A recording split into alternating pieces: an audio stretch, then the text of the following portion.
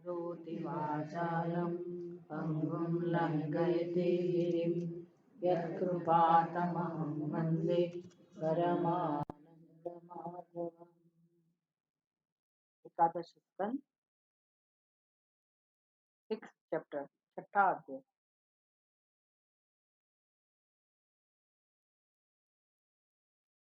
42वां श्लोक।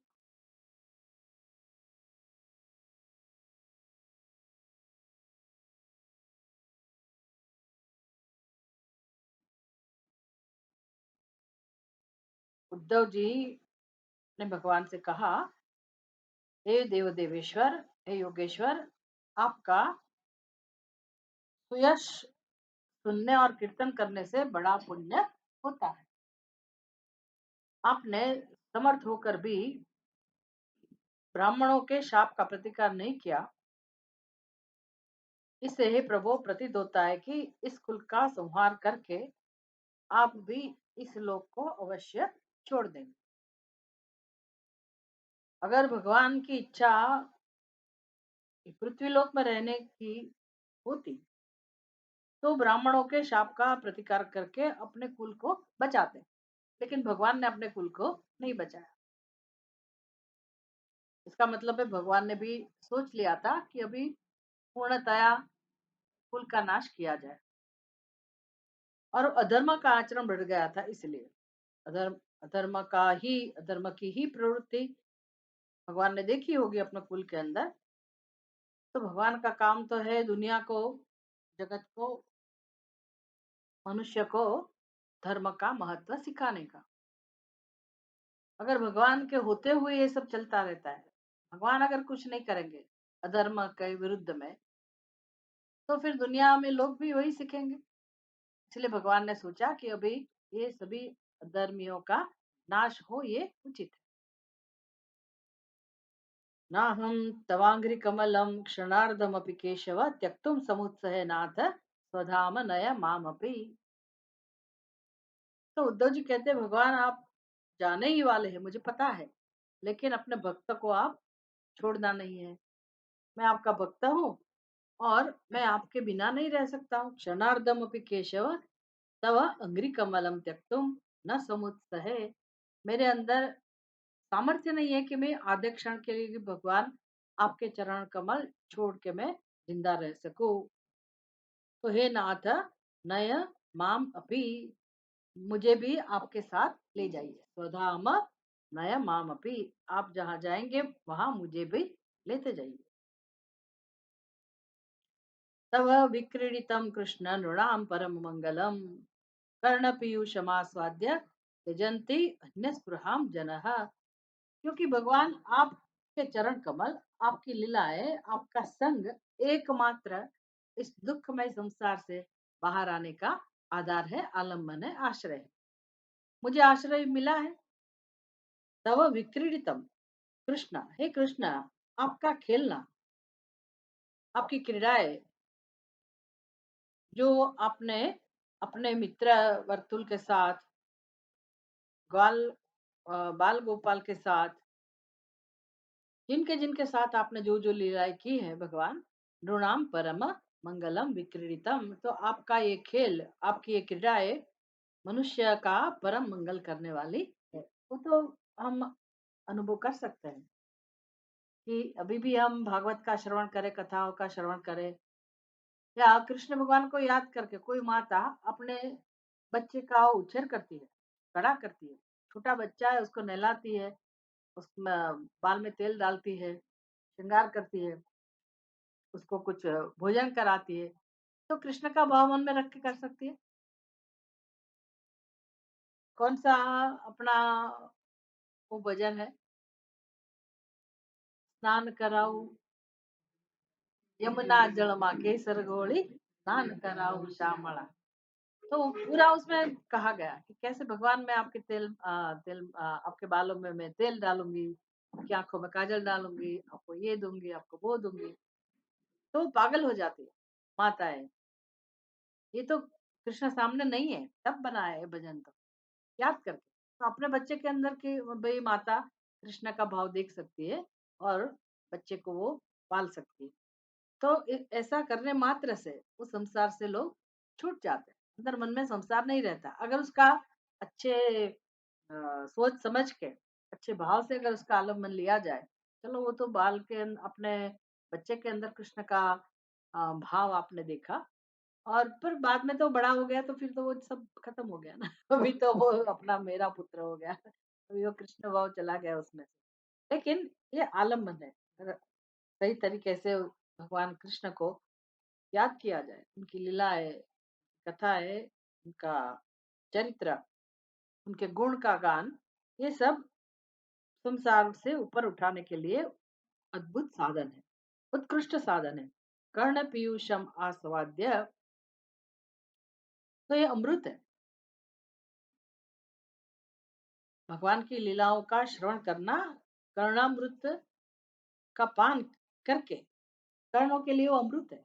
का पान करके जो कोई आपके भक्त है, समस्त इच्छाओं को त्याग देता है। बस यही तो एक उपाय है संसार से ऊपर उठने का। अपना मन संसार के अंदर रह के जो तृष्णा के पीछे भटकता है, तो तृष्णा इच्छाओं की पूर्ति के द्वारा भी मन को कुछ स्वाद चाहिए। बेचारे मन को पता नहीं है कि श्रेष्ठ स्वाद कौन सा है। इसलिए खाने पीने का जो स्वाद मिलता है, पहनने का, ओढ़ने का, वस्त्र का, अलंकार का, घूम घाम करने का, लोगों से मिलने का, ये जो सांसारिक प्रवृत्ति है, वो क्यों करता है जीव? क्योंकि उसको बेचारे को स्वाद मिलता है। तो मन को तो स्वाद चाहिए। मन को जो उत्कृष्ट स्वाद है, परम स्वाद है, जो सांसारिक चीजों से उठकर है, अलौकिक जो स्वाद है, उसका पता नहीं है। इसलिए जो उसके अनुभव में है, जो उसका ज्ञान है, जिसका ज्ञान है, जिस विषय का अनुभव है, और उसका जो सामर्थ्य है, उसके हिसाब से वो बेचारा मनुष्य भोग के साधन प्राप्त करके अपने मन को तृप्त करता रहता है। तो ये भागवत, रामायण, रामचरितमानस, ये जो ग्रंथ है ना, हमें वो बढ़िया रस कैसा होता है, उसका स्वाद चखाते हैं।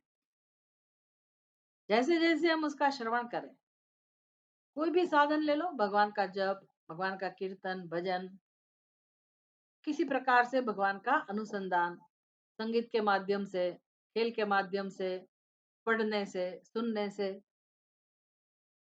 जिस प्रकार भी सत्संग में जाने से, अगर मन को ये उत्कृष्ट प्रकार का स्वाद मिल जाता है, तो फिर वो जो स्थूल स्तर का आनंद लेता रहता है जगत में विषयों के द्वारा, उसको भूल जाएगा।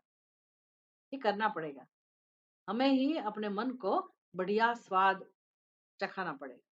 धीरे धीरे मन को वो आदत हो जाएगी, फिर सांसारिक सुख में उसको कोई रस नहीं रहेगा। नहीं तो फिर वही चलता रहेगा। 80 साल के हम हो जाए तो भी वही विषय भोग की इच्छा है, लालसाएं होती रहेगी कि हाँ, मुझे अभी ये खाने की इच्छा है। पता है ना, घर में सबको अनुभव है। फिर आप बोलते हैं उनको कि बुढ़ापे में भी उनका ये गया नहीं चटका, उसको ये खाने की इच्छा है, वो खाने की इच्छा है। क्योंकि बोलते हैं उसमें क्या है, बेचारे की जो भी इच्छा है आप खिला दो। तो ठीक है, पर अब दोनों अरस परस संसारी है। खिलाने वाले को भी पता नहीं है कि क्या हो रहा है, और खाने वाले को भी पता नहीं है। हम ऐसा नहीं कह रहे हैं कि नहीं खिलाओ, खिलाओ भाई, लेकिन दोनों वही के वही हैं। अगर पहले से ही हमने अच्छा स्वाद का आलम्बन लिया, बढ़िया स्वाद का आलम्बन लिया, अपने मन को उत्कृष्ट आनंद दिया, उत्कृष्ट विषय का आनंद अगर चखाया, उसका अनुभव कराया, तो फिर ये सांसारिक चीजों में से आनंद लेने की वृत्ति नहीं रहेगी।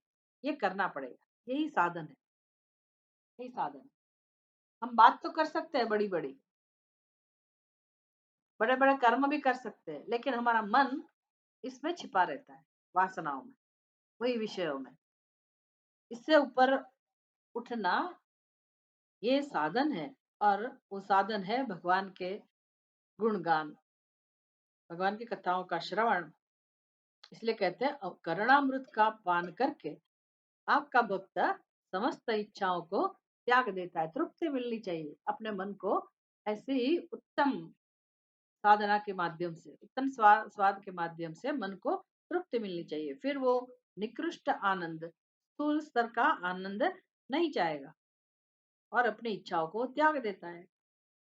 शय्यासनाटन स्थान स्नान क्रीडाशनादिषु कथं त्वां प्रियमात्मानं वयं भक्ताः त्यजेमहि। कथम त्यजेमहि, भगवान हम आपको कैसे छोड़ सकते हैं? हमें ये सब सीखने को मिला कि आपकी कंपनी पाकर आपका सानिध्य पाकर ही हम दुख में से ऊपर उठे हैं। हमें शांति मिली है। सोने, बैठने, घूमने, घर में रहने और स्नान, क्रीड़ा तथा भोजन करने आदि समस्त व्यापारों में निरंतर आपके साथ रहने वाले आपके प्रेमी भक्त, ये तो उस वक्त की बात है ना, जो भगवान थे, भगवान के साथ साथ जो भी लोग रहते थे उनको ये लाभ मिलता था। भगवान उनके साथ अ, बैठते थे, घूमते थे, सोते थे, बातचीत करते थे, खेला करते थे।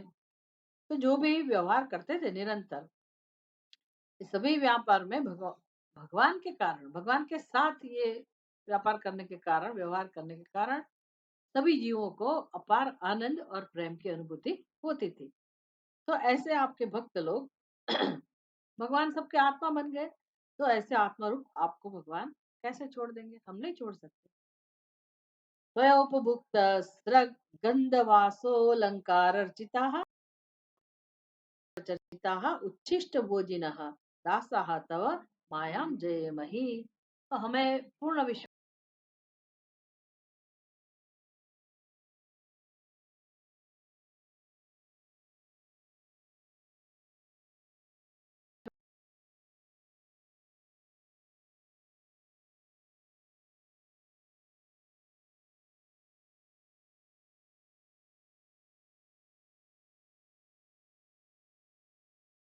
भगवान की मालाएं, चाहे मोती की माला हो, फूल की माला हो, कुछ भी है, वो अपने ग्वाल गोपाल को भगवान दे देते होंगे कि ये लो मेरी माला।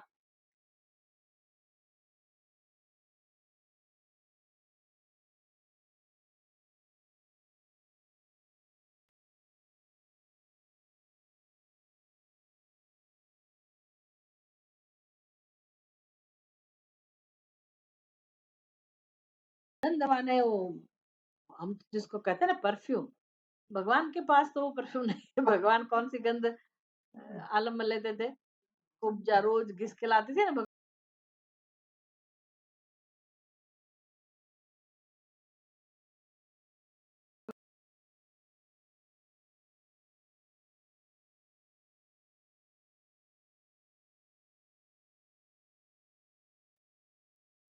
चर्चिता, हाँ, उसको धारण करके उच्छिष्ट भोजिना, यहाँ तक कि भगवान ने जो भोजन छोड़ दिया, या तो भगवान ने अपनी प्लेट में से दे दिया।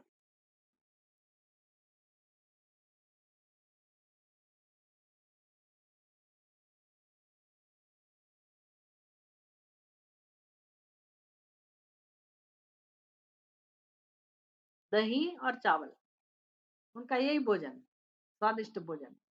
फिश कहो चाहे कुछ भी कहो, दही चावल। तो भगवान क्या करते हैं, वो पत्ते,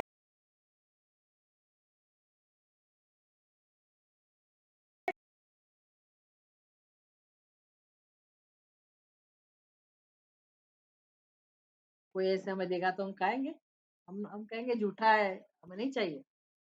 लेकिन भगवान आपका झूठा हमने खाया है, प्रेम से खाया है। उच्छिष्ट भोजिनः,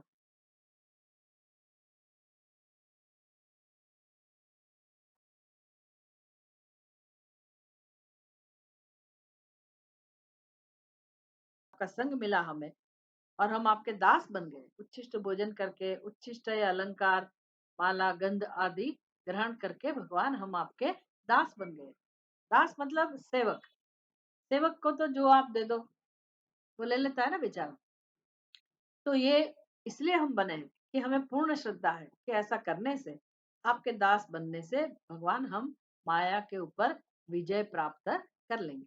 हमें कुछ करने की जरूरत नहीं है, हमें सत्संग में जाने की जरूरत नहीं है, श्रवण करने की जरूरत नहीं है, संस्कृत सीखने की जरूरत नहीं है, ब्रह्म सूत्र आदि कठिन कठिन ग्रंथ उसका अध्ययन करने की जरूरत नहीं है।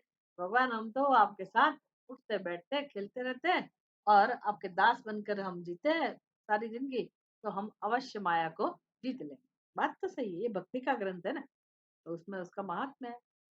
लेकिन बहुत कठिन है, हमको सरल लगता है लेकिन बहुत कठिन है, कोई संसार छोड़ेगा नहीं। ये तो यहाँ उद्धव जी कह रहे हैं। वैसे प्रहलाद के मित्र प्रहलाद प्रहलाद जी भगवान के बड़े परम भक्त थे। तो भगवान ने उसको बोला, चलो प्रहलाद मैं तुम्हें स्वर्ग में ले चलता हूँ। प्रहलाद ने क्या बोला, मैं अकेला नहीं आऊंगा, सारे गांव के लोगों को लेके आऊंगा। तो भगवान क्या करे, भगवान ने बोला ठीक है ले आओ, जिसको लाना है ले आओ। तो पहले बूढ़े लोगों के पास गया प्रहलाद। लोगों ने क्या बोला, अभी हमारे बच्चे बहुत छोटे हैं, उसको बड़ा करने का बाकी है, सेटल करने का बाकी है, अभी हमारे पास समय नहीं। नहीं, पहले बच्चों के पास गया प्रहलाद कि चलो मेरे मित्र है, मैं अकेला नहीं जाऊंगा, आप सब चलो मेरे साथ, भगवान आए हैं वैकुंठ, ले जाएंगे हमको, विमान में बिठा कर ले जाएंगे। तो बच्चों ने क्या जवाब दिया, अभी तो हम छोटे हैं, बड़े होंगे, शादी होगी, बच्चे होंगे, अपना घर परिवार होगा, तो हमें क्या क्या नहीं करना है संसार में। अभी हमारे पास समय नहीं है, अभी बहुत छोटे। क्या करे प्रहलाद, जाने दिया। फिर उससे बड़े जो थे उनके पास गए, तो हमें ये बाकी है वो बाकी है, उन्होंने भी ना बोल दिया। फिर अंत में प्रहलाद जी ने सोचा कि बूढ़े लोगों को अभी तो अवश्य रस होगा। कि चलो भगवान ले आए हैं, तो स्वर्ग में जाने का मौका मिला है, हम ले लेते, उसका फायदा उठाते। लेकिन कोई वृद्ध भी नहीं आया। क्यों ऐसा हुआ, जब भगवान साक्षात लेने के लिए आए तब भी किसी कोई तैयार नहीं हुआ, क्या कारण रहा होगा। अपने संसार में पूर्ण आसक्ति, कोई छोड़ नहीं सकता है। इसलिए हम कहते हैं भक्ति सरल है, ज्ञान कठिन है। तो भक्ति से हम पार कर जाएंगे, लेकिन करके तो दिखाओ। मीरा जैसा बन के तो दिखाओ, नरसिंह जैसा बन के तो दिखाओ। ऐसी भक्ति कोई नहीं करेगा। हाँ, हमारी मुश्किल है उस दूर करने के लिए, हम पैदल जाएंगे, कितनी दूर किलोमीटर जाके भगवान की मन्नत मानेंगे, वो सब करेंगे। वही इसको भक्ति नहीं कहते। फिर दया करके भगवान उसको आर्त भक्ति कहते हैं, अर्थार्थी भक्ति कहते हैं। ठीक है कि कोई एक जन्म में वो मेरे पास आएगा, लेकिन हम तो भगवान का फायदा उठाते हैं, ऐसी भक्ति तो है नहीं हमारे में। अगर पूर्ण भाव से हमने जीवन में भगवान का आश्रय ले लिया, तो सरलता से हम माया को पार कर सकते, उसमें कोई संशय नहीं। तो ऐसे हम है भगवान दासाहा तव, आपके दास है, तो मायाम जय मही, हम अवश्य माया के ऊपर विजय प्राप्त कर देंगे। 43वां श्लोक। वाताशनाच वाताशनाय ऋषय श्रमणा ऊर्ध्वमन्तिनः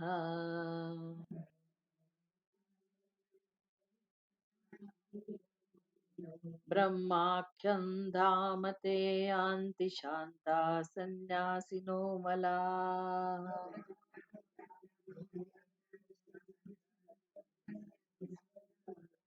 भागवत का राग कैसा है,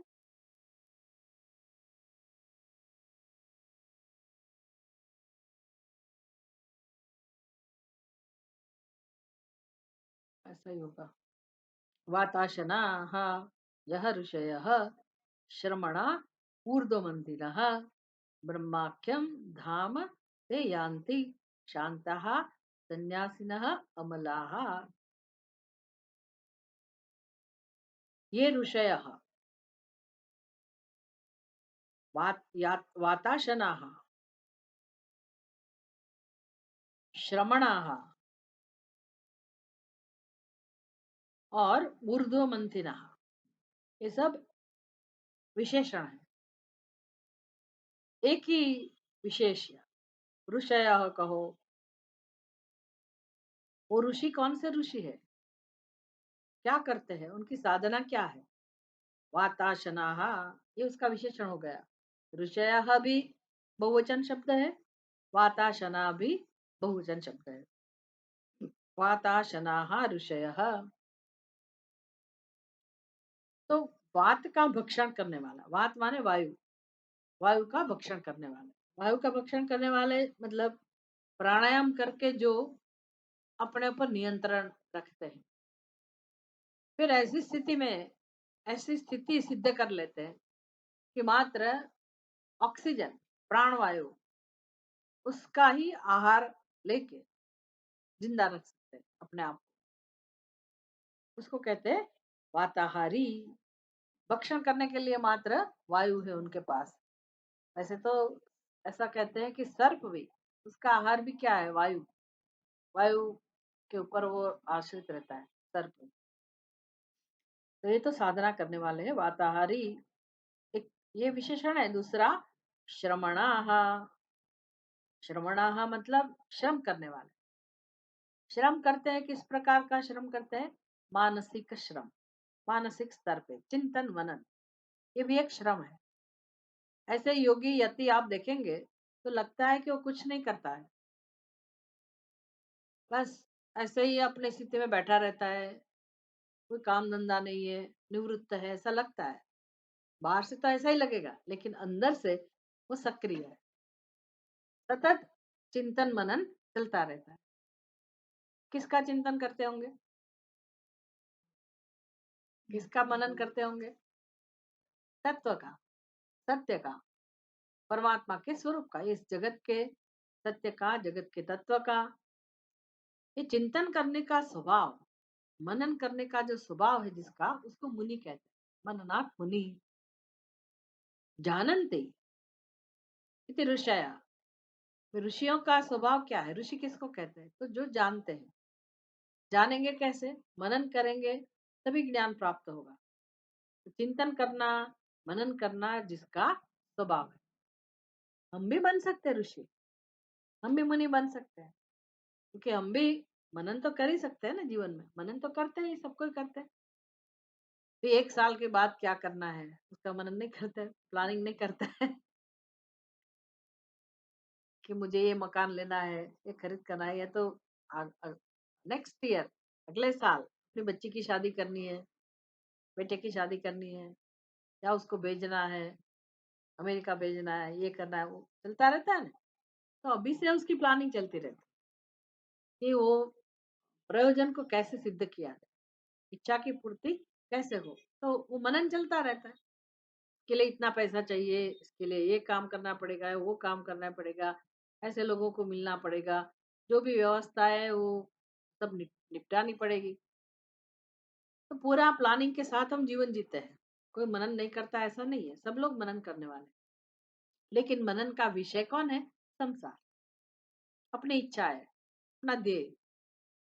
बस यही जो एक क्षमता है अपने मनन करने की, एकाग्र होके हम मनन करते हैं। किसी को बोलना नहीं पड़ता है कि आप एकाग्र होके चिंतन करें। हम अपने आप भोजन क्या बनाना है, स्वादिष्ट भोजन बनाए तो कितने एकाग्र बन जाते हैं कि कौन सा व्यंजन बनाएंगे, फिर किस क्या क्या उसमें चाहिए।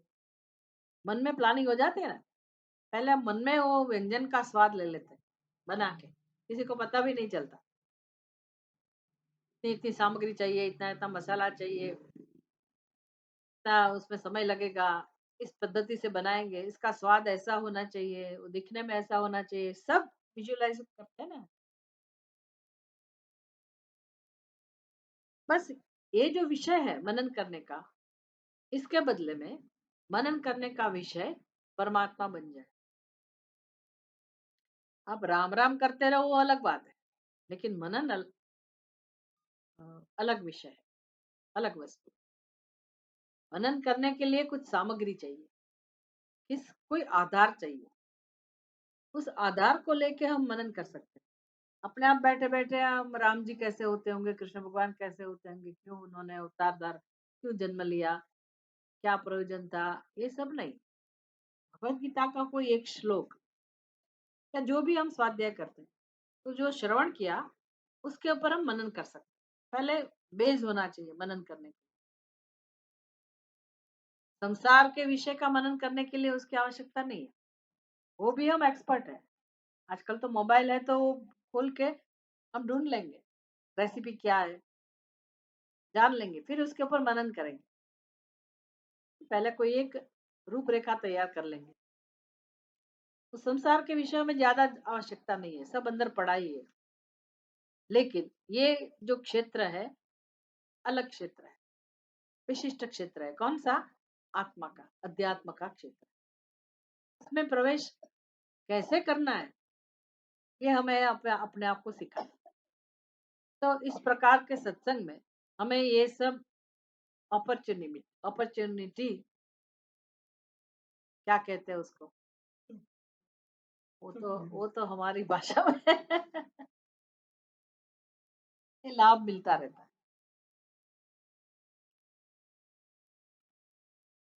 कि किस प्रकार ये गीता में क्या कहा गया, इस श्लोक का क्या अर्थ है, थोड़ा कुछ श्रवण करके कि भाई सर्वज्ञ सर्वशक्तिमान परमात्मा जगत का अभिन्न निमित्त उपादान कारण है। ऐसा सुना, श्रवण किया। फिर उस विस्तार से समझाया भी गया कि उपादान कारण किसको कहते हैं, निमित्त कारण किसको कहते हैं, दृष्टांत के साथ समझाते हैं। मतलब ये एकदम ऊपर ऊपर की बात नहीं है, किसी को पता ही ना हो या तो हमारी बुद्धि उस तक पहुंच ही नहीं सके, ऐसी बात नहीं है। उपादान कारण के लिए क्या दृष्टांत देते हैं, कैसे समझाते हैं? उपादान कारण, हाँ, उपादान कारण के लिए हम इसका दृष्टांत लाएंगे, घटा, घड़े का, कि भाई ये कहाँ से उत्पन्न हुआ, किसमें से उत्पन्न हुआ, किससे बना हुआ है। घड़ा होने से पहले क्या था,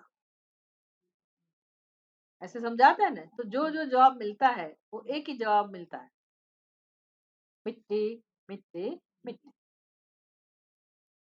तो बिना मिट्टी से घड़ा कभी उत्पन्न नहीं हो सकता। फिर जहां जहां भी घड़ा है वहां मिट्टी होगी ही, अभिन्न, घड़े से अभिन्न मिट्टी। तो उपादान कारण का स्वभाव क्या है, कार्य के साथ हमेशा रहता है। लेकिन फिर मिट्टी अपने आप घड़ा नहीं बनती, मिट्टी में से जरूर घड़ा बना है, लेकिन बनाने वाला कोई चेतन होना चाहिए। तो उपादान कारण जड़ है, अपने आप उसमें सर्जन नहीं होता, उपादान के बिना सर्जन भी नहीं होता है। लेकिन दूसरा कारण चाहिए, वो कौन सा होना चाहिए, चेतन। तो कौन है चेतन, घड़ा बनाने वाला कौन है, कुंभार। तो ये जो तत्व की बात समझाई गई, अब अभिन्न निमित्त उपादान कारण, पहले ये समझेंगे, भिन्न उपादान कारण, भिन्न निमित्त कारण। कुंभार मिट्टी से भिन्न है, दोनों एक नहीं है, दो कारण हुए। तो ये हमारा व्यवहार का विषय है। फिर इसका आलम्बन लेके हमें ईश्वर को समझना है। ईश्वर इस जगत का उपादान कारण है कि निमित्त कारण है, ये समझने के लिए फिर हमें चिंतन की आवश्यकता है, मनन की आवश्यकता है। फिर उपनिषद कहता है कि नहीं भाई, जगत में दूसरा भी एक दृष्टांत है जिसका आधार लेके आप समझ सकते हो कि एक ही कारण उपादान भी हो सकता है और वो ही निमित्त भी हो सकता है। कहीं देखा है ऐसा, दृष्टि में देखा है? हाँ, देखा है कहीं?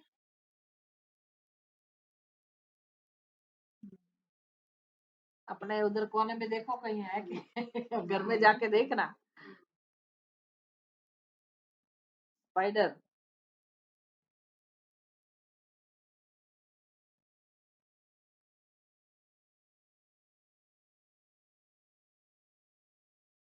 वो अपने ही सलाइवा निकाल के उसमें से ही अपना जाला बनाता है।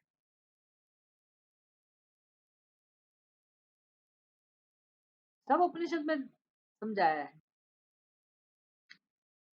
तो बस घर में जाके अगर इसके विषय में हम चिंतन करें तो है तो वही बात, संसार की ही बात है, लेकिन उसका लक्ष्यार्थ कौन है, संसार नहीं है। आधार तो संसार का ही लेना पड़ेगा, संसार के ही विषयों का दृष्टांत के रूप में, प्रक्रिया भी वही। तो चिंतन करने में क्या मुश्किल है? मनन तो हम कर ही सकते हैं इस प्रकार से।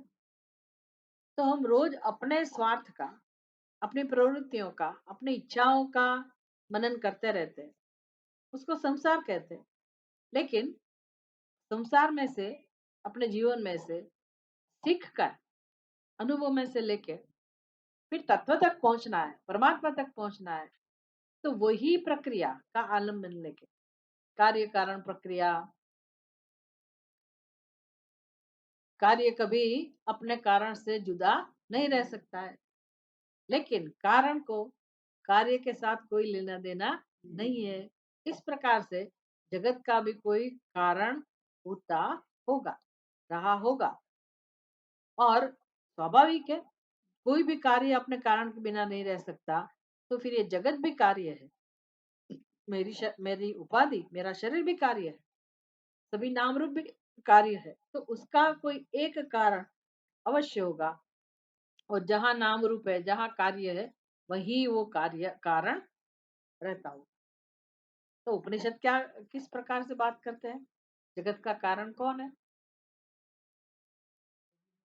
एक ही कारण है। जगत का कारण परमात्मा है। तो इसका मतलब है जगत में, सभी नाम रूप में परमात्मा होगा ही, होना ही चाहिए। तो परमात्मा फिर उपादान कारण हो गया। उपादान कारण भी परमात्मा है। फिर तो निमित्त कारण कौन है? उपनिषद कहते हैं कि वो भी परमात्मा, कभी जड़ तो हो नहीं सकता। वो उपादान भी है और वो निमित्त भी। बस इतना सुना, अभी अभी जिंदगी भर उसके ऊपर चिंतन करते रहो, मनन करते रहो, तो अपने आप संसार चला जाए। संसार चला जाएगा मतलब क्या? संसार अगर मन में नहीं रहा तो क्या मिलेगा फिर? शांति मिलेगी। संसार नहीं रहा इसका मतलब दुख गया। संसार नहीं रहा, संसार गया, इसका मतलब क्या? दुख गया, चिंताएं गई। इतना ही नहीं है, चिंता दुख चले जाता है तो हम फिर शांति बस बैठे हैं, कुछ नहीं है, ऐसा भी नहीं। संसार जहाँ नहीं है, दुख चिंता नहीं है जहाँ, वहां प्रेम की अनुभूति, आनंद की अनुभूति स्वाभाविक रूप से होती है। मन को क्या चाहिए? अपने आप मिलती है, बिना कुछ किए। तो जीवन इसके लिए है, ये समझने के लिए। लेकिन इसका उपयोग करना पड़ेगा। हम डरते हैं कि नहीं नहीं, भक्ति मार्ग सरल है। ये भक्ति ही हुई कि नहीं? भगवान को जानना भक्ति नहीं हुई? नहीं नहीं, वो नहीं मुझे जानना है, वो कैसे है, कहाँ है, क्या करते हैं, उससे मुझे कोई लेना देना है। मैं तो भक्ति में मानती हूँ। तो ये तो भगवान का अपमान हुआ। आप भगवान को अपने रूप में देखना नहीं चाहते। आपसे अभिन्न जो भगवान है, आपसे जुदा नहीं है, ऐसा जो भगवान है उसको आप देखना नहीं चाहते। अपने आप को बनाए रखना चाहते हैं कि मैं तो हूँ बेचारा, क्षुद्र, उसको पकड़ के रखना चाहते हैं। भगवान महान है, लेकिन मेरा और उसका कोई ज्यादा संबंध नहीं है। मैं तो मैं ही हूँ। भगवान होंगे अपने घर में, अपने लोक में, अपने धाम में। और फिर हम अपना वही रोना धोना पकड़ के बैठे रहते हैं। वो अच्छा लगता है, जो भी आता है हम शेयर करते रहते हैं। वही माला होती है ना हमारी, कहते रहते हैं। 25 साल पहले की बात, 30 साल पहले की बात, 50 साल पहले की बात भी हमें याद। चाबी कहाँ रखी है, याद नहीं रहता। ये चीज कहाँ रखी है, वो याद नहीं रहता। लेकिन अपने जीवन में जो जो अपने ऊपर बीता, जो जो सहन किया, वो एक क्षण के लिए भी हम नहीं भूल। तो ऐसा नहीं है कि हमारी याददाश्त काम नहीं करती है, सब करता है। लेकिन जिसमें रस है वो याद रहता है। हमारे लिए जो काम की बात है उसको हम भूल नहीं सकते। इसका नाम संसार है। इससे कौन उठाएगा ऊपर? यही चिंतन, तत्व का चिंतन कहो। भक्ति का एक विशिष्ट प्रकार है भगवान को जानना। अगर नहीं जानना है तो भी हम अपने कर्म भगवान को समर्पित करें। अपने अहंकार को गौण बना के भगवान को श्रेष्ठ बनाए और उनकी सेवा करें दास बन के, तो ये करो, कोई बात नहीं। लेकिन संसार से ऊपर उठना चाहिए। मनुष्य का जीवन इसके लिए ही है। तो ऐसे जो ऋषि लोग हैं, श्रमणा, हाँ, ये जो चिंतन किया ना, चिंतन जो करते हैं ना, वो श्रम है।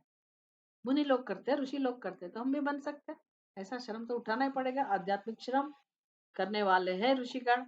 श्रमणाः ऊर्ध्वमन्थिनः, ऊर्ध्वमन्थिनः ये मंथन करके, चिंतन करके हम अपने आप को ऊपर उठाते हैं। ऊर्ध्वमन्थिनः उत्कृष्ट बात को आधार बना के जो ऊपर उठते हैं। फिर शांताः, अमलाः, ये सब विशेषण है। वाताशनाः, श्रमणाः, ऊर्ध्वमन्थिनः, शांताः, सन्यासिनः, अमलाः, ऋषयः।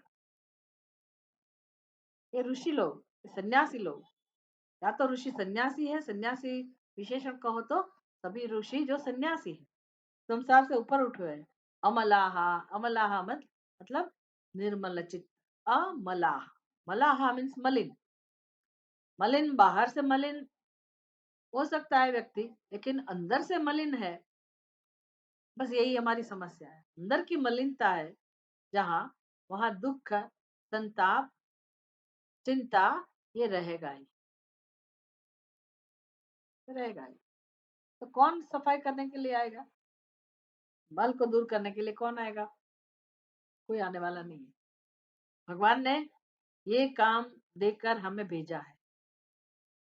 अपने चित्त को शुद्ध करने के लिए भगवान ने हमें मनुष्य का शरीर दिया है। रोज हमें देखना पड़ेगा, रोज देखना चाहिए कि कितनी शुद्धि मैंने की। उसके उपाय भी दिखाते हैं, किस प्रकार से हम अपना अहंकार, पूरी भगवत गीता यही सिखाती है ना, कैसे कर्म क्या और कर्म फल दोनों में से ऊपर उठ के हम अपने अंतःकरण को शुद्ध बने। तो ये जो काम करते हैं उसको सन्यासी कहते हैं, श्रमणाः कहते हैं, ऊर्ध्वमन्थिनः कहते हैं, ऋषय कहते हैं, वाताशनाः।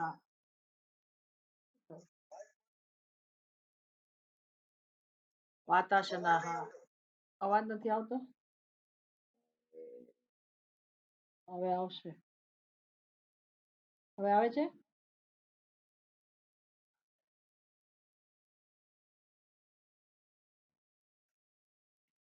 ब्रह्माख्यम धामते यान्ति।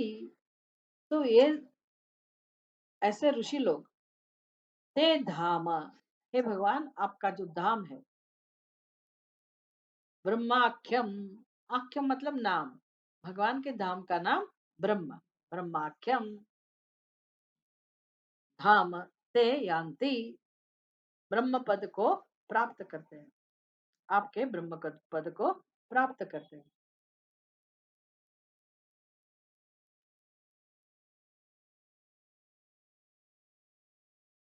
वो ज्ञानियों की बात हुई, ऋषियों की बात हुई, सन्यासियों की बात हुई। उद्धव जी कहते हैं ऐसे जो सन्यासी है, ऋषय है, ऊर्ध्वमंथिन है, अमलाह और श्रमिण, श्रम करते हैं, श्रवण मनन निध्यासन, ऐसा श्रम है, ये श्रम है।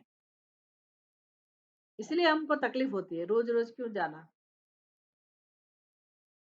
क्लास में छुट्टी हो तो कितना अच्छा लगता है, मुझे भी अच्छा लगता है, हाँ आज क्लास नहीं है। तो इसका मतलब है श्रम जरूर अनुभव करते हैं। पर कितनी भी रुकावटें आए, अवरोध आए, लेकिन हम अपना नियम, कल शंकराचार्य जी ने बहुत अच्छी बात समझाई, पता है? आप में से कौन लोग आए थे पता नहीं। तो एक प्रश्न था, गृहस्थी लोग कैसे आगे बढ़े, कैसे ये आत्मज्ञान की प्राप्ति में आगे बढ़े, ये पुरुषार्थ में। तो उन्होंने कहा कि कोई बात नहीं, वो सुबह अगर अध्ययन करते हैं, शाम को अध्ययन करते हैं, बीच में घर का काम रहता है, क्या करें अब जो भी स्थिति है, लेकिन निरंतर नियमित अध्ययन उनके जीवन में होना। प्रश्न ऐसा था ना कि कई लोग ऐसे हैं कि उसको आज पूर्णिमा है तो यहाँ जाना है, आज अमावस्या है तो यहाँ जाना है, ये कर्म करने हैं, तो वो बीच में छुट्टी लेके चले जाते कि हमारा तो ये था, हमारा तो वो था। ये नहीं चलेगा, वो पढ़ने वाला व्यक्ति नहीं है। स्पष्ट कह दिया उन्होंने, क्या आप अगर बीच बीच में अपना एक इम्पोर्टेंस देते हैं, प्रायोरिटी देते हैं दूसरे कार्य को, पढ़ाई छोड़ के अगर ये करते हैं, तो वो उसको क्या बोला उन्होंने गेस्ट कलाकार, मेहमान बन के आते हैं। मतलब सही में विद्यार्थी नहीं है, तो विद्यार्थी बनना पड़ता है। हम निर्दोष हैं, हमको पता नहीं होता है कि ऐसा भी होता हमको लगता है कि हम जो सालों से करते आए हैं, वो जो भी हमारा व्यवहार है, वो महत्वपूर्ण है। ये स्वाध्याय तो ठीक है, कल गए, आज आए, नहीं गए तो क्या हुआ? बहुत लोग ऐसा करते हैं, हमने भी ऐसा किया तो क्या हुआ? बोले नहीं, मोक्ष के जो अधिकारी बनना चाहते हैं, उसके जीवन में निरंतर है, निरंतर, बिना छुट्टी, बिना अंतर, नियमित रूप से अध्ययन होना चाहिए। बहुत विद्वान बनने की आवश्यकता नहीं है, बहुत कुछ पढ़ लिया उसकी आवश्यकता नहीं है, लेकिन जितना भी हम अध्ययन करते हैं, अच्छी तरह से हमारे दिमाग में बैठना चाहिए, हम धारण कर सकते हैं। ज्ञान अपना बने, अपना ज्ञान मतलब मैं खुद अपने प्रश्नों का समाधान ढूंढूं, मेरी समस्या है, मेरी चिंता है, उसका उपाय क्या हो सकता है, मैं खुद उपाय ढूंढ सकूं, इतना सामर्थ्य मेरे अंदर आ सकता है। इससे श्रवण से, मनन से, सत्संग, श्रद्धा से भी आता है, लेकिन उसमें हम खुद श्रम नहीं उठाते, भगवान के ऊपर छोड़ देते। हाँ ठीक है, भगवान ही हमें तो आदर देने वाले, लेकिन हम भगवान से प्रार्थना कर सकते हैं कि भगवान हमें प्रेरणा दो, सही उपाय दिखाइए, हमें किस तरह से सोचना चाहिए। तो उपनिषद में तो रात दिन हम यही पढ़ते हैं ना, कि दुख का कारण क्या है, कैसे अविवेक चल रहा है, अध्यास चल रहा है अपने जीवन में इतने लंबे समय से, और वही हमारा स्वरूप बन गया है, बिना कारण, बिना बने हम ऐसे बन गए हैं, जीव बन गए हैं। है तो परब्रह्म स्वरूप, लेकिन अपने आप को हम जीव ही समझते हैं। तो इसमें मेरा ही प्रयत्न है ना, मेरा ही गलत प्रयत्न है जीवत्व को रिपीट करना।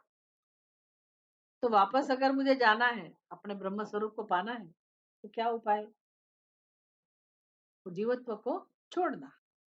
तो संसार का कौन सा ऐसा प्रसंग है, संसार में कौन सी ऐसी घटना है कि जो हमें ये जीवत्व छोड़ने के लिए उपयोगी नहीं बनती?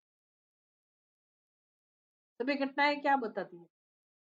अगर जीवत्व छोड़ने के लिए तैयार है, कोई समस्या नहीं।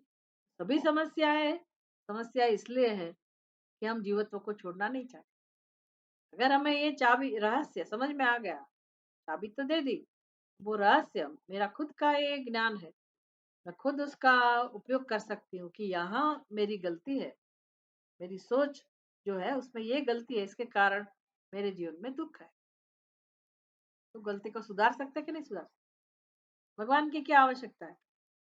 भगवान जब करेंगे, दुख हटाएंगे, तब मेरे जीवन में शांति आएगी। उसको करना है तो करे, कौन ना बोलता है। लेकिन उसके पास समय नहीं है, उसको मैं मेरे जीवन में कोई रस नहीं है, मेरा कोई इम्पोर्टेंस नहीं है, तो क्या करना? मुझे दुखी होना है? दुखी है कि जिंदा रहना है? हम नहीं कर सकते अपने आप, अपने दुख को दूर नहीं कर सकते। बुद्धि किस लिए दी है? अपने 2-3 बच्चे हो तो बड़े बच्चे से आप क्या उम्मीद रखते हैं कि घर में कुछ देख लेगा? छोटे बच्चे का आपको चिंता रहती है, लेकिन बड़े बच्चे हैं तो आप इतना तो सोच पाएंगे ना कि भी वो पढ़ा लिखा है, कुछ न कुछ किया है, वो अपने आप उपाय कर लेगा, वो खा पी लेगा। मैं बना के आई, वो अपने आप खा लेगा, पी लेगा। ऐसा तो आप वो कर सकते हैं ना। तो मनुष्य बड़ा बच्चा है भगवान का।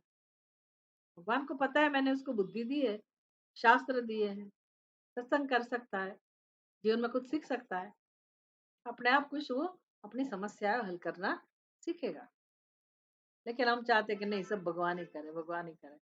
तो फिर भगवान नहीं देगा। एक बार हमको ये सामर्थ्य दिया, शक्तियाँ दी, फिर हम अब उसका उपयोग नहीं करें, तो फिर भगवान को भी निराशा होती है ना। चलो, तो ये ज्ञानियों की बात थी। अभी उद्धव जी क्या कह रहे हैं कि भाई हम ऐसे विद्वान नहीं है। वयम त्विह महायोगिन भ्रमंतः कर्मवर्त्मसु।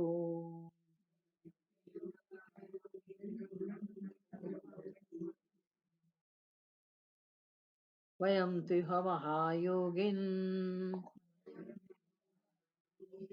भ्रमन्तः कर्मवर्त्मसो त्वद्वा त्वद्वार्तया तरिष्यामः तावकैर्दुस्तरं तमः स्मरन्तः कीर्तयन्तस्ते कृतानि गदितानि च प्रत्युत्स्मिते क्षणस्क्ष्वेली यन्नृलोकविनम्बनम् लोकविडम्बनम् वयं तु इह महायोगिन् भ्रमन्तः कर्म वर्त्मसु तद्वार्तया तरिष्यामः तावक हि दुस्तरं तमः स्मरन्तः कीर्तयन्तः ते कृतानि गदितानि च गति उत्स्मिते क्षणक्ष्वेली यन्नृलोक विडम्बनम् वयम तु इह तु एट्ले किंतु परंतु जब परंतु ऐसा आता है इसका मतलब आगे जो कहा गया उससे विरुद्ध है। आगे किसकी बात कही गई इसके आगे वाले श्लोक में ज्ञानी लोगों की ऋषि लोगों की सन्यासी लोगों की कि उनके पास क्या क्या सामर्थ्य है तो वो श्रम कर सकते हैं चिंतन मनन कर सकते हैं सन्यासी है सब छोड़ दिया है तो उनके लिए मोक्ष सरल है लेकिन हम लोग ऐसे नहीं है हम इतना श्रम नहीं कर सकते हम इतना चिंतन मनन कर नहीं सकते हैं हे महायोगेश्वर महायोगिन अर्थात महायोगेश्वर हम तो कैसे हैं कर्मवर्तमसु भ्रमंतः हम तो संसारी लोग हैं इनका कहने का मतलब क्या है हम तो संसारी हैं अभी हम बेचारे हैं बेचारे जीव कर्मवर्तसु कर्मवर्तमसु वर्तमसु माने रास्ते में कौन से रास्ते में कर्म वाले मतलब हम तो कर्म करने वाले हैं कर्म कलाप में ही पड़े हुए हैं क्या करें अभी करना ही पड़ता है इस उम्र में भी करना ही पड़ता है क्या तो करेंगे पहले क्या था हम ये करेंगे वो करेंगे फिर बाद में क्या होता है हमें करना ही पड़ता है पहले मकान बनाएंगे बड़े बड़े मकान बनाना है ये करना है वो करना है इतना अच्छा मकान बना इतना कर्म करना पड़ता है किया मकान बन गया अभी तो शांति होगी ना अभी तो आपको सत्संग में आना चाहिए ना तो क्या कहेंगे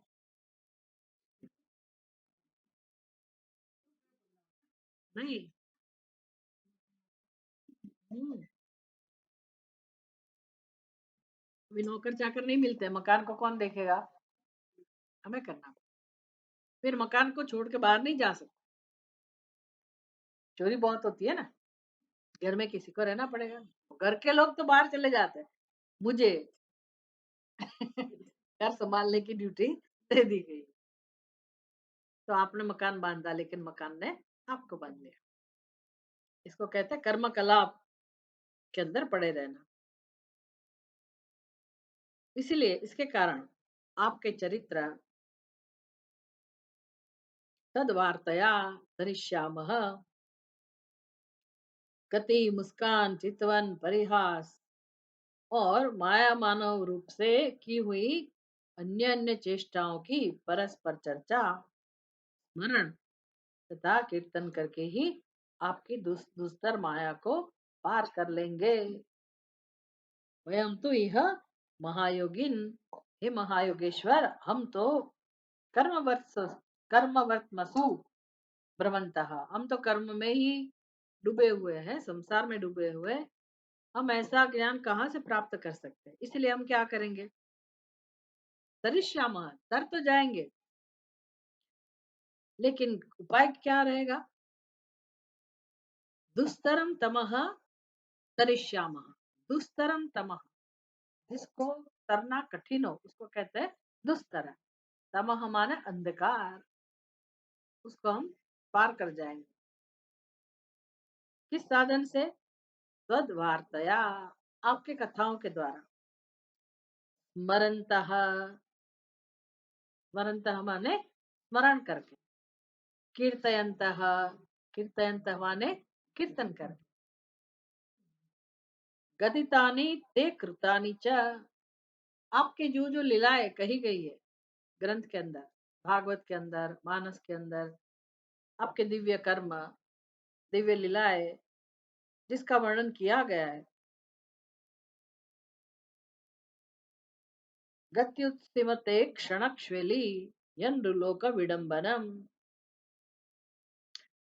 तो आपने जो माया मानव रूप धारण किया था, कृष्ण का रूप लेके आप आए थे, और इतना सुंदर रूप आपने धारण किया था कि पशु पंछी भी आपके पीछे पीछे लगे रहते थे। ये सब सुन के अभी हमारे सामने कृष्ण भगवान नहीं है, तो कोई बात नहीं, लेकिन हम इतना सुंदर विग्रह कृष्ण का बना के, या तो फिर मंदिर में बांके बिहारी, उधर आप जाके देखिए भगवान का श्रृंगार कैसा होता है। बांके बिहारी जबरदस्त स्वरूप है, कितनी कथा है उसके लिए, इतना मनोहर रूप है भगवान का। और नित्य तरह तरह के श्रृंगार, कि आज बुधवार है तो इस प्रकार के रंग का वस्त्र, इस प्रकार का श्रृंगार, बृहस्पति के दिन दूसरे प्रकार का श्रृंगार, दूसरे प्रकार का भोजन, ये सब चलता रहता है। होली है तो उसके हिसाब से, दिवाली है तो उसके हिसाब से, नवरात्रि है तो उसके हिसाब से। शिव जी के मंदिर में भी देखा है ना, कभी उनको भी शिव जी के ऊपर भी ऐसे श्रृंगार करके उनको पार्वती बना देते हैं, या उनके ऊपर कृष्ण का चित्र बना देते हैं, क्या क्या नहीं करते। तो इस प्रकार का श्रृंगार, इस प्रकार का भगवान का जो रूप है, वो सबके चित्त को आकृष्ट करता है। तो माया मानव रूप से की हुई आपकी चेष्टा है, फिर उसके बारे में हम परस्पर चर्चा करते हैं, उनका स्मरण करते हैं, बस हमारा जीवन उसमें ही व्यतीत होगा, पूरा दिन उसमें ही चला जाएगा, हमारा समय हम उसमें ही लगाएंगे, तो क्या फायदा होगा, क्या फायदा होगा, संसार को भूल जाएंगे। ये भक्ति सिद्धांत है, भक्ति शास्त्र का यही सिद्धांत है कि अपने मन को ये विषय देना, इसलिए वो सेवा दी जाती है घर में।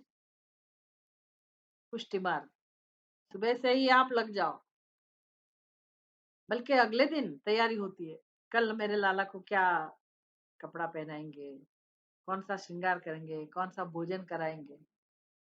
तो बस वो तो अपने रस का विषय है ना, किसको अलंकार अच्छे नहीं लगते, रंग बिरंगी वस्त्र किसको अच्छे नहीं लगते, रंगोली सजाना, बात बात के अलंकार किसको अच्छा नहीं लगता, सभी बहनों को अच्छा लगता है, भाइयों को अपने क्षेत्र का जो भी रस है। तो कृष्ण को बना दिया अपने मन का एक विषय, मुझे इसकी सेवा करनी है। जैसे बालक की सेवा करते हैं छोटे बच्चे की, इस प्रकार से कृष्ण की सेवा करनी है। तो सुबह से ही आप चिंतन करेंगे, अगले दिन से ही चिंतन शुरू होगा, कल लाला के लिए क्या करना है। अभी सभी जगह लाला ही बीच में आ गया, उसका ही कार्य करते रहे, तो लाला के लिए भोजन बनेगा, तो क्या घर के लोगों के लिए भोजन नहीं बनेगा, अलग से करना पड़ेगा। अलग से भी करते होंगे स्पेशल किचन बनता है लाला के लिए, वो पुष्टि मार्गियों के वहां, लेकिन गृहिणी भोजन तो बनाएगी, उसमें लाला का भोजन भी होगा, और वही भोग जो सबके लिए बना उसमें से लाला के लिए दे देंगे। लेकिन वो भोजन बनेगा तो कौन से संकल्प से बनेगा, घर के लोगों के लिए ध्यान में रखेंगे, ऐसा नहीं है कि उनका तिरस्कार करेंगे, लेकिन बीच में कौन आएगा ना, तो बातचीत किसके साथ रहती होगी, कृष्ण के साथ, इनको ये अच्छा लगता है, इनको ये अच्छा नहीं लगता है, फिर वो रस अंदर पड़ा ही है, तो वो रस भोजन में आता है, फिर वो रस वस्त्र में आता है, फिर वो रस अलंकार में आता है। रस पूर्वक व्यवहार होता है ना, कि भगवान को आज कौन सी नक्शी वाला अलंकार दिया जाए, कौन से रंग का वस्त्र पहना जाए, तो आनंद है ना, वो एक आनंद हो जाता है।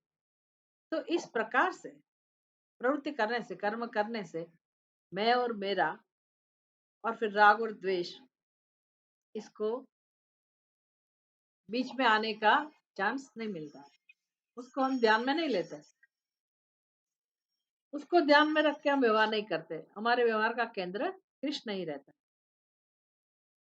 तो इस उपाय से हम दुस्तर माया को पार कर लेंगे, हमें श्रद्धा है। श्री शुक उवाच एवं विज्ञापितो राजन् भगवान् देवकी सुतः एकान्तिनं प्रियं भृत्य एकान्तिनं प्रियं भृत्यम्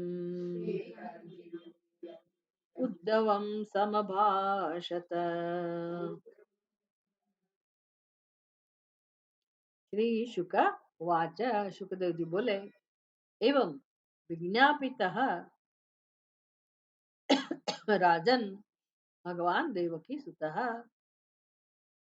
तो राजन, राजन माने कौन होगा, कैसे पता चला?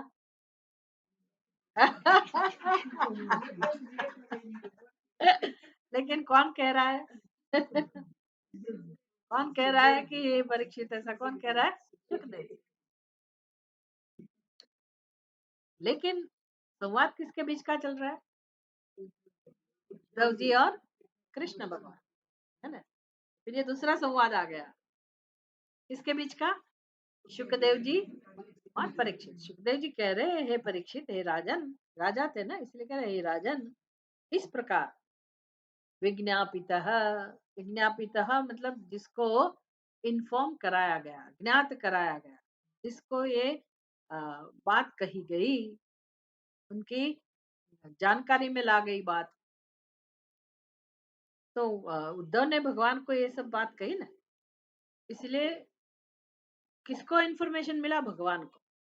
तो ऐसे भगवान विज्ञापितः देवकी सुतः, भगवान, कौन से भगवान? देवकी सुत कृष्ण भगवान। विज्ञापितः देवकी सुतः भगवान एकांतिनम प्रियम भृत्यम उद्धवम,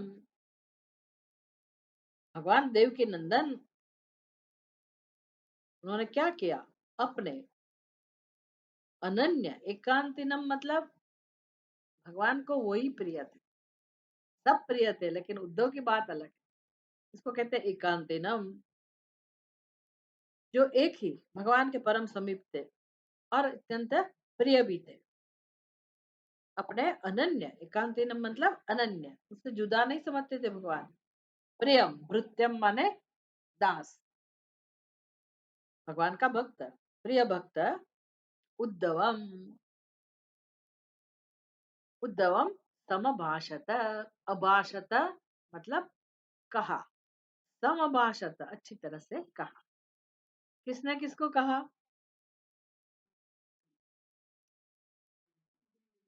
विज्ञापितः भगवान देवकी सुतः अभाषत, अभाषत मतलब बोले, कौन बोले? देवकी सुतः भगवान, विज्ञापितः भगवान। अर्जुन, उद्धव ने सब विज्ञापित किया ना, जानकारी दी। तो ऐसे भगवान श्री कृष्ण किसको बोले? एकांतिनम प्रियम उद्धवम, अपने प्रिय विशिष्ट भक्त उद्धव को भगवान ने इस प्रकार से कहा। समभाषत, मात्र अभाषत नहीं, अच्छी तरह से कहा, मतलब बहुत गंभीर बातें भगवान ने अपने प्रिय भक्त से कही। कही हमने तो सुनी नहीं भाई, कहाँ कही? अभी तक तो उद्धव जी बोल रहे थे, भगवान ने कहाँ कुछ कहा है? इसका मतलब इसके आगे का चैप्टर, नेक्स्ट चैप्टर किस विषय में होगा?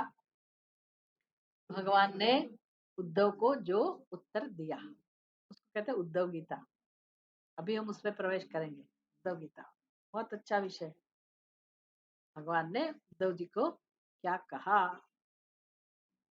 लेकिन हमें पहले पता होना चाहिए ना कि उद्धव जी ने क्या कहा भगवान, इसलिए ये सब बातें कही। उद्धव जी ने देखा कि भगवान तो चले जाएंगे, समझ गए उद्धव जी कि भगवान के मन में क्या चल रहा है, क्योंकि श्राप का प्रतिकार नहीं किया भगवान ने।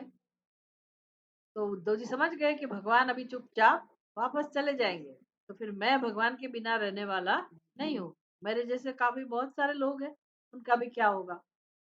तो भगवान हम आपके बिना नहीं रह सकते। और ज्ञानी लोग तो अपने आप माया को तर जाते हैं, वो तो मोक्ष प्राप्त कर लेंगे। हमारे लिए तो आप ही साधन है, हमारे लिए तो आप ही आश्रय है। तो आप चले जाएंगे तो आपके बिना हम रह नहीं पाएंगे, तो हमारा मोक्ष का क्या करें, और मोक्ष नहीं मिलेगा।